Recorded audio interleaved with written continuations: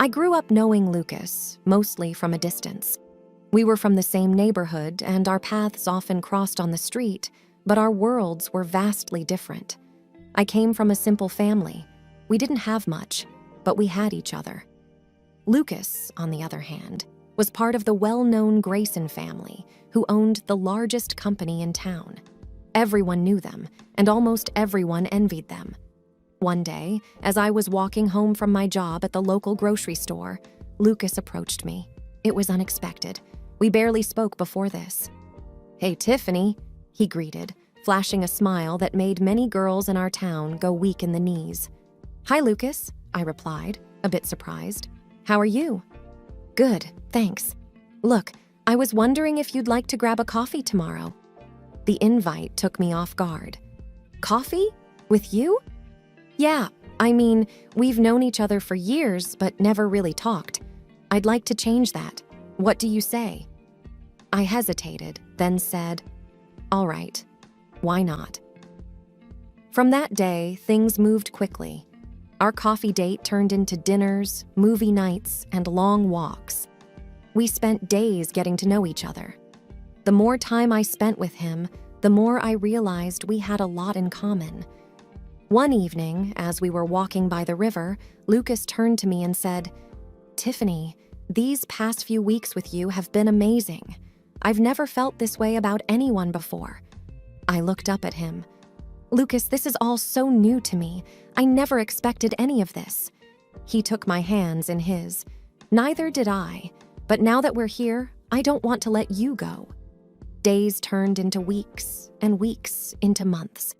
Before I knew it, Lucas was on one knee holding out a simple ring. "Tiffany, will you marry me?" Tears filled my eyes. "Yes, Lucas. Yes, I will."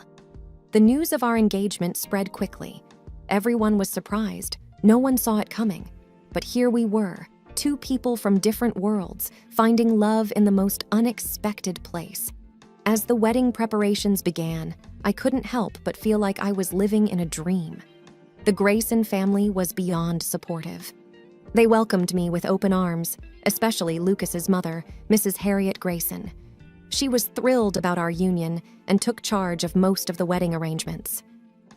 "Tiffany," she said to me one day, "I want you to have the best wedding. You're going to be a Grayson now." "Thank you, Mrs. Grayson. I never imagined any of this," I replied, overwhelmed. "You deserve it, dear. Lucas is lucky to have you." The big day arrived sooner than we expected. As I stood at the altar, looking at Lucas, I felt grateful for this unexpected turn my life had taken. Little did I know, things were about to change in ways I could never have anticipated. The move to our new home was swift, just days after our wedding. It was a quaint, charming place, not too large, with a hint of vintage charm. Lucas had picked it out, saying it was perfect for us to start our life together. From the moment we stepped in, I felt an unexpected chill, not from the house itself, but from Lucas. The warmth he had exuded throughout our courtship seemed to evaporate. Our rooms echoed with silence, broken only by the mundane conversations about household chores or grocery lists. One evening, after setting up the dinner table, I tried initiating a light conversation. "The house feels cozy, doesn't it? We can maybe get some plants for the balcony?" Lucas, who was absorbed in some paperwork, merely grunted in reply. Sensing his detachment, I attempted to bridge the distance. "Lucas, is everything okay?" He looked up, seemingly irritated. "Yes, why wouldn't it be?" "I just feel you've been distant since we moved in." I hesitated. "Did I do something wrong?" He sighed heavily, avoiding eye contact. "It's nothing. I'm just busy with work." "But you're always here, at home, with me," I pointed out, trying to understand his sudden change. Lucas's voice hardened. "Look, Tiffany, I have a lot on my mind. The marriage, the house, my work responsibilities. It's all a bit overwhelming." I felt a pang in my heart. "I thought we were in this together," I murmured. He didn't respond, just got up and headed to our bedroom, leaving me alone with my thoughts and the now cold dinner. The days that followed were no different. Mornings were a hurried affair, with Lucas often leaving before I was even fully awake. Evenings were cold and silent. I tried engaging him, suggesting we go out or inviting friends over, but he always had an excuse. Mrs. Harriet Grayson, during one of her visits, sensed the tension. "Tiffany," she whispered, pulling me aside. "Is everything okay between you two?" I bit my lip, trying to hold back tears. "I don't know, Mrs. Grayson. He's changed." She gave my hand a comforting squeeze. "Give it time, dear. Marriage is a big step. Perhaps he's just adjusting." I nodded, but deep down, doubts were setting in. Was this how my married life was going to be? In the shadow of Lucas's coldness? Determined to find answers, I decided to take matters into my own hands. Days turned into weeks, and the cold atmosphere in our home continued. The initial days of trying to break the ice with Lucas had led to a routine of silence. I'd find myself often staring at the wall, counting the minutes until he'd return home. But when he did, it was as if I was living with a stranger. One evening, I decided to cook his favorite meal, hoping it might cheer him up or at least get him to talk. As I set the table, I thought of our earlier days and how he'd compliment my cooking. Now, the very idea of him sitting to eat with me seemed like a distant dream. Lucas walked in later than usual. I greeted him with a hesitant smile. "Hey, I made your favorite tonight." He glanced at the table and then at me.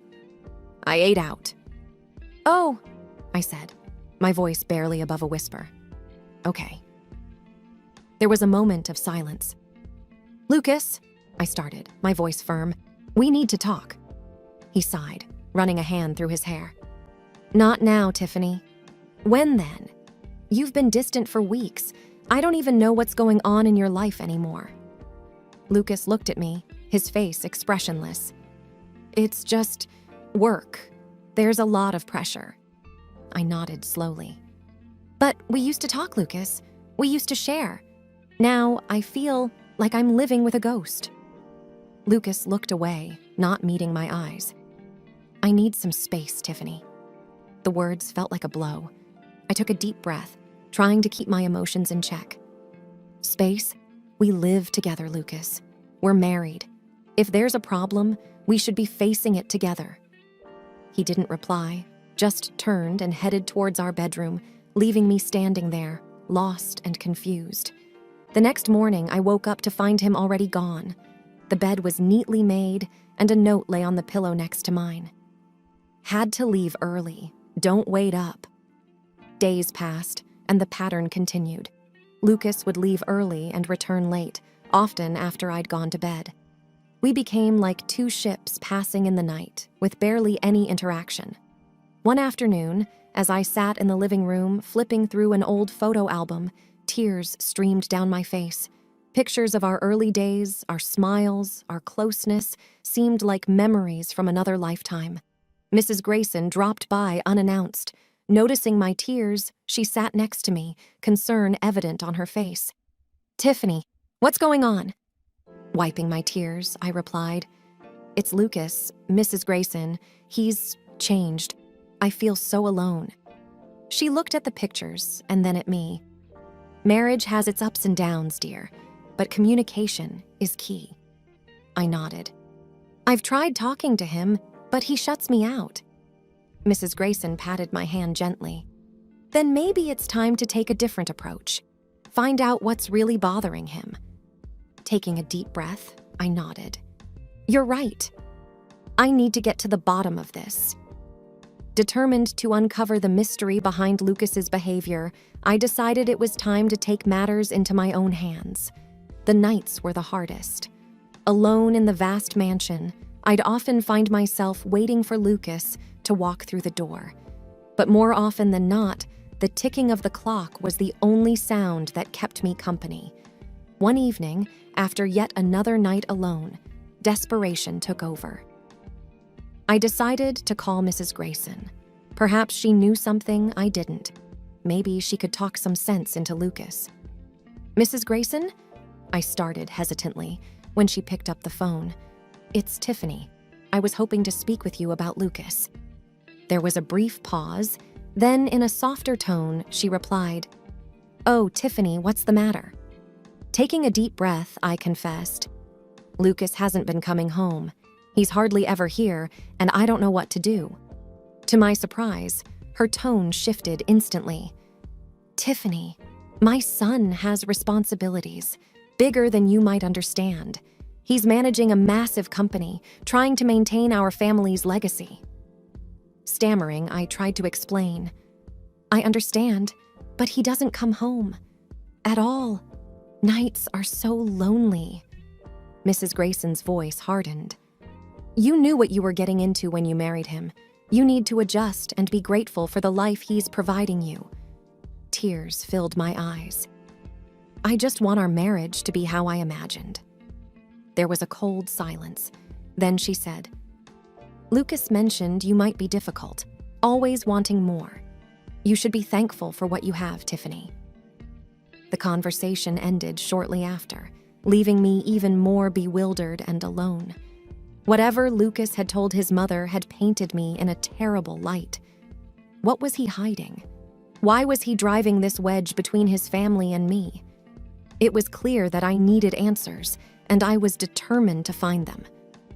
I enlisted the help of an old classmate, David, now a private detective. Within days, he presented me with photos that made my heart sink.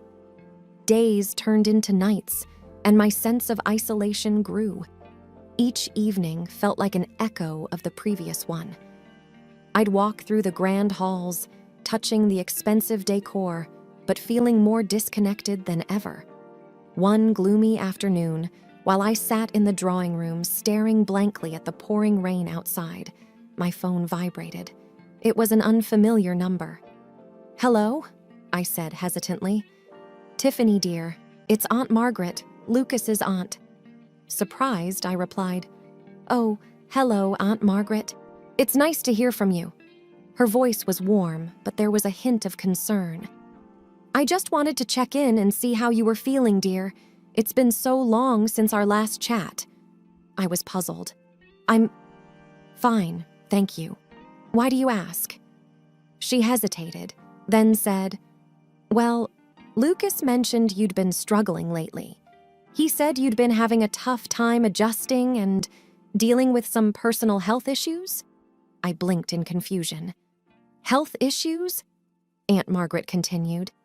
"Yes, he mentioned you were battling severe depression and that he's been so worried about you." The weight of realization hit me. This was the story Lucas was spinning to his family. I felt a mix of anger and disbelief. I don't know where he got that from, Aunt Margaret. I've been lonely, yes, but I'm not suffering from depression." Aunt Margaret sounded genuinely surprised. "Oh, well, he seemed so concerned. He even said he was getting you the best treatment and medications." My mind raced. Not only had Lucas been lying about his whereabouts, but he'd also been crafting an elaborate tale about my supposed condition to his family.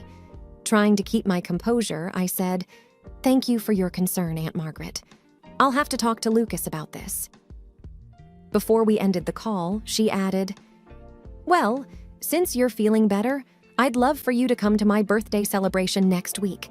I'm inviting close family, and it would be lovely to see you." "Of course," I replied, trying to mask the turmoil inside me. "I'd love to." Once the call ended, my emotions were a whirlwind. Lucas's deceit ran deeper than I'd imagined. But Aunt Margaret's invitation gave me an idea. It would be the perfect place to confront him, surrounded by the very family he'd lied to. As I pondered my next moves, I felt a newfound determination. Lucas had woven a web of lies, but I was ready to expose the truth. The festive atmosphere of Aunt Margaret's birthday celebration was in full swing when I decided it was time.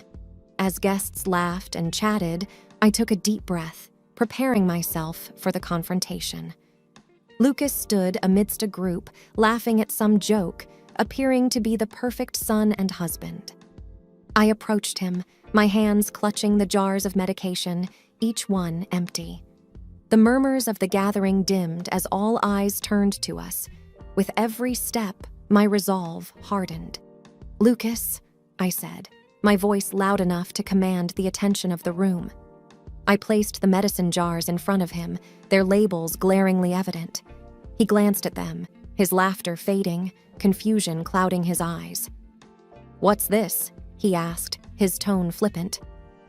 "These are the medications I'm supposedly on," I responded. "The ones you've been telling everyone you've been buying for me." He stared at them, genuinely puzzled. "Why are you showing me these?" He picked up one jar, examining it before carelessly tossing it onto the floor. "This," I said, pointing at the shattered jar, "is how much you know about my so-called illness. You can't even recognize the medication you claim to buy for me." Whispers swept through the room as realization dawned on the guests. The air grew thick with tension. Lucas's face drained of color. I don't know what you're talking about," he stammered, but his eyes betrayed his panic. Aunt Margaret stepped forward, her face a mask of shock and anger. "Lucas, is this true? Have you been lying to us about Tiffany's health?" He couldn't respond, cornered by the weight of his deceit. The room was a sea of accusing eyes, each one demanding answers. "I trusted you, Lucas," I said, my voice trembling with emotion. "Not only did you betray me, but you also lied to your family, to everyone who cared about us." He looked down, unable to meet anyone's gaze. The room remained silent, the weight of the revelation sinking in. All the pretense, the stories, the lies, they had finally caught up with him. With the shattered medicine jar as the only sound, the room was thick with tension. Lucas had gone pale, his confident facade crumbled. I wasn't done, though. With one last ace up my sleeve, I took out the pictures David had given me. Pictures that showed Lucas with a woman who wasn't me. "Recognize her?" I asked, handing the pictures to Aunt Margaret, who was closest to me. She looked at them, her eyes widening with recognition and dismay. "Oh no, Lucas, not her," she murmured, more to herself than to anyone else. Lucas shifted uncomfortably, looking like a deer caught in headlights. "What is it, Aunt Maggie?" one of the cousins, Sarah, asked. Aunt Margaret looked up, her expression grave. "This is Isabella Travers. She's well known in our community, for all the wrong reasons." I felt a chill. The way Aunt Margaret said it, it seemed this Isabella had a history with the family. Lucas's mother, Mrs. Grayson, approached and took a look at the photos. The color drained from her face. "I thought you were done with her after—" She stopped, shaking her head. "I can't believe you'd do this to Tiffany, to all of us." Lucas was cornered, looking between the two women with panic evident in his eyes. "Mom, it's not what you think," he started, but Aunt Margaret interrupted him. "We all warned you about her years ago, Lucas. We thought marrying Tiffany would have set you on the right path. Isabella is nothing but trouble." Lucas seemed to shrink, his posture slouched and defeated. "It's not like that. I mean, it started out, but it's complicated." "Complicated?" I echoed, my voice sharp. "You marry me, lie about my health, and all the while you're with her? Explain that complication to me." Lucas opened his mouth, then closed it, no words coming out. He looked broken, defeated, but I felt no sympathy.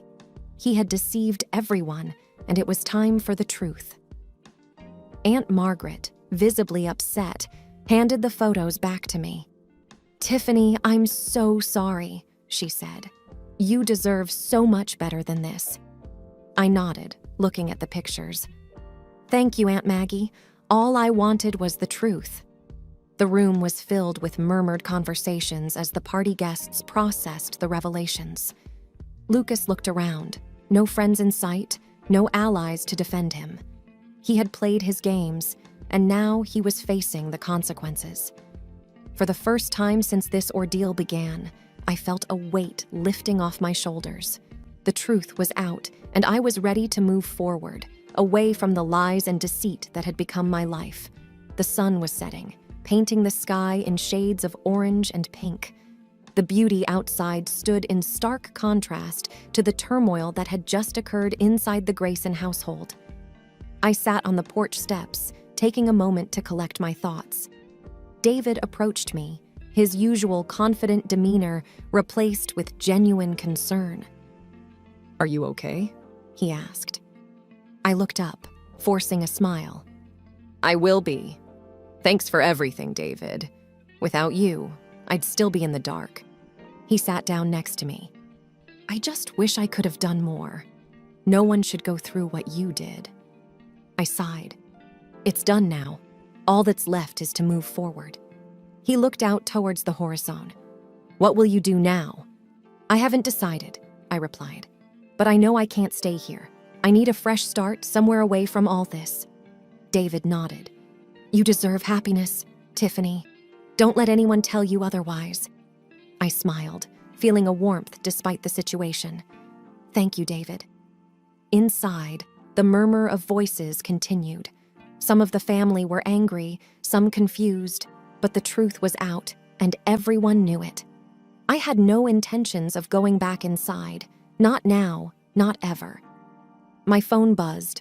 I pulled it out and saw a message from Mrs. Grayson. "I'm so sorry for what happened. We will refuse Lucas financial support. He can forget about inheriting the family company. If you ever need anything, don't hesitate to ask. Take care of yourself." I replied with a simple "thank you" and put the phone back in my pocket. After a while, David stood up. "I should get going. If you ever need anything, Tiffany, just call, okay?" I nodded. "I will. Thanks again, David." He smiled, patting my shoulder reassuringly, and walked away. The house behind me felt cold, unwelcoming. The only thing tying me to it was the memories, and now they were all tainted. The next morning, I packed up my belongings, leaving behind everything that reminded me of Lucas and the life I thought I had. Aunt Margaret offered to help, but I declined. This was something I had to do alone. As I drove away, I didn't look back. The house, Lucas, the lies, they were all behind me. Ahead lay a new journey, new beginnings, and a chance at happiness. The end was also a new beginning. I knew challenges awaited, but I also knew I was strong enough to face them. With each mile I put between myself and the past, the brighter my future looked. The road ahead was open, and I was ready to embark on my next adventure, free from the shadows of deceit. And as I drove into the rising sun, I felt a sense of hope and renewal, knowing that the best was yet to come.